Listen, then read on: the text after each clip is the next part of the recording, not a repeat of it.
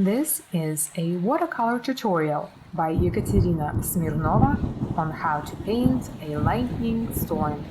Today we'll paint a beautiful and very dramatic scene. I'll follow my little sketch. We'll need raw sienna, French ultramarine, and Payne's gray watercolors. My paper is watercolor paper rough, and I will start with applying a masking fluid. This will help me to reserve the area where the lightning will remain white. There is a protecting seal here, and before applying it, I suggest you to shake it well. I'm using the end of my brush and testing it on the additional paper that I keep around. So let's decide on the horizon line. Below is going to be the sea, and from the off-center point, I will start applying the masking fluid on my dry paper. I'm going to speed up this video so you see the process, and continuing on reapplying and dipping with the masking fluid. The reason why I'm using the backside of my brush is because this masking fluid can destroy your brushes.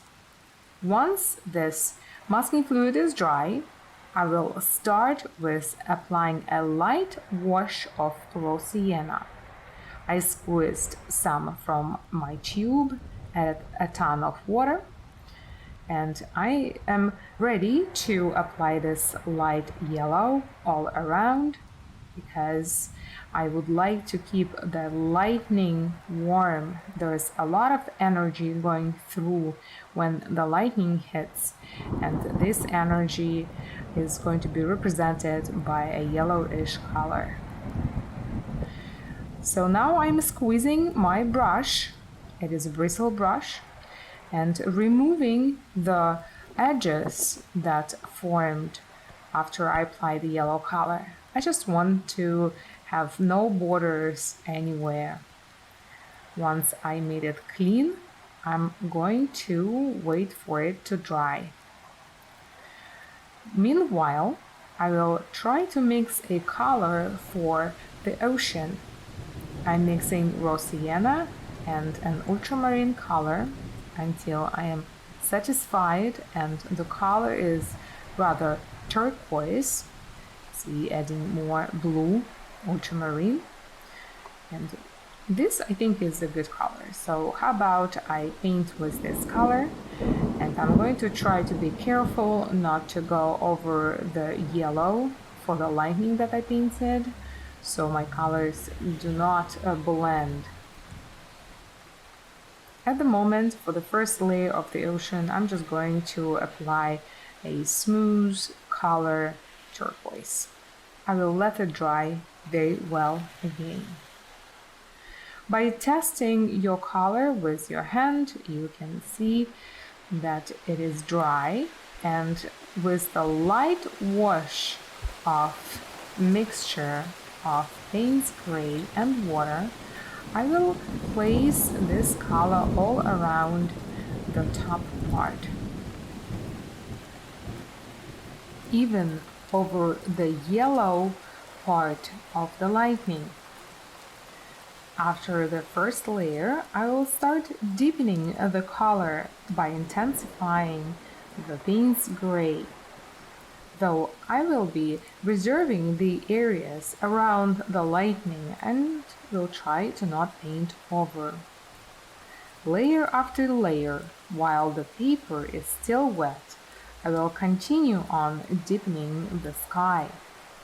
Because this is a storm, there are a lot of clouds, and it looks like it's an evening, so the color of the sky must be quite intense.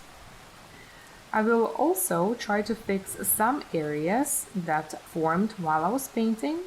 I'm cleaning my brush and somewhat drying it, or just using a napkin, I can smooth out all of the borders that formed with the dried paper and still moist. You can see there are a few clouds with an intense color, and I will proceed with painting the sea while the sky area is drying. I'm going to again speed up the video so you see the process, and you can see that layer after layer I am painting the waves. Since it's a storm, that the waves of the ocean are larger and the sea seems rough. I'm deepening the colors of the waves with a dark tones of Payne's gray and ultramarine. So now that my sea area is ready, I'm going to wait for the whole painting to dry. Once it's dry and the paper is not cold, I'm going to finally start removing my preserved area. This is the most exciting part of the painting. The paper must be dry, and I'm using a rubbery material that is designed so you can easily remove all of the masking fluid. And you can see that the whitest white of the paper is clearly shown. If you don't have a masking fluid, you can also try scratching off the area for the lightning by using a sharp X-Acto knife. I am going to show you this test, and for the whitest white, you would have to remove all of that paint. Scratching off the paint will create, of course, a different effect rather than using the masking fluid. At the moment, I'd like to add a little bit more clouds on the base of the lightning.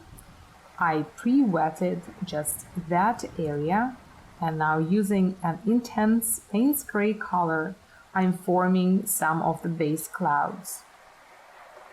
As well, I will deepen and darken the horizon line.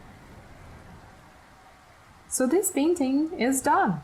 I hope you enjoyed this tutorial. I encourage you to follow me on the social media. Find me on the Instagram with a tag name Watercolor Classes. I will be sharing tricks and tips and something that never gets to the YouTube. Please feel free to comment to this video.